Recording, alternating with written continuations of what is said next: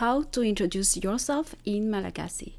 There are several ways to ask someone's name. Iza no anaranao? Iza no anaranao? Iza mo ianao?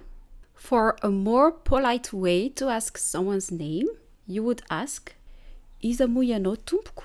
Iza no anaranao raha tsy mahadiso? Iza no anaranao azafady? To tell your name, you can say, Nivo no anarako. Nivo no fiantsona ahy. Ny anarako dia Seheno. Izao dia Seheno. To ask where do you live, you can say, aiza ianao no mipetraka? Aiza ianao no mipetraka azafady? Aiza moa ianao no mipetraka azafady? Any Ankadifotsy aho no mipetraka.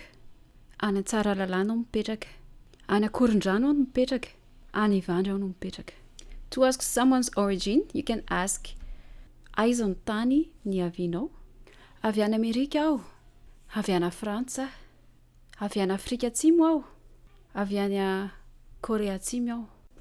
Avy any Inde. Avy any Bangladesh. Avy any Pakistan.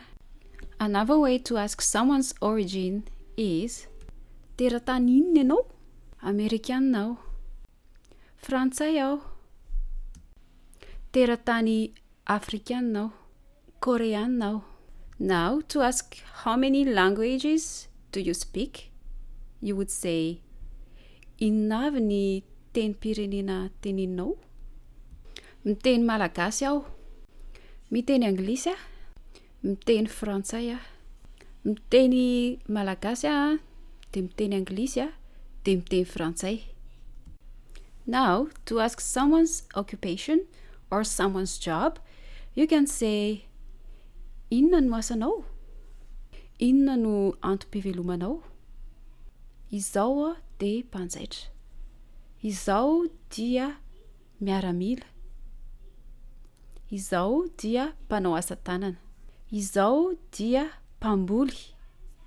Izao dia tantsaha. Tantsaha aho. Mpampianatra aho. Mpikaroka aho. Mpianatra mpikaroka aho.